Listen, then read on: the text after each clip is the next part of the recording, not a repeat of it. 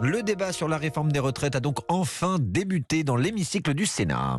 Les sénateurs ont commencé à étudier les 4700 amendements déposés. Au total, 110 heures de discussion attend la Chambre haute.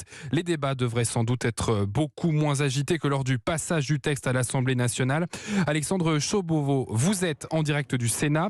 Alors, est-ce que l'on peut dire que ces premières heures de discussion ont été plus calmes qu'au Palais Bourbon ?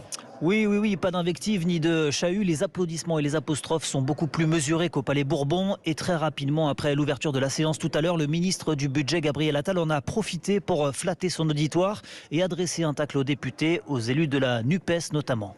Je sais qu'ici, par-delà les divergences politiques, on s'écoute, on débat, on se respecte. Je sais qu'ici, il n'y a pas de ZAD, il n'y a que la République. Et donc je serais tenté d'espérer qu'après le vacarme et l'obstruction des extrêmes, s'ouvre à cet instant le temps de la sagesse et de la raison.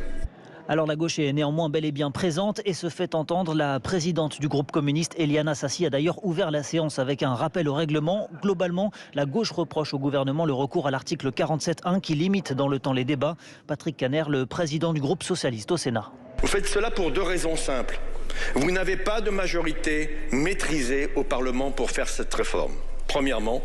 Deuxièmement, la seule majorité que vous avez, messieurs les ministres, elle est contre vous, contre cette réforme, c'est celle des Français.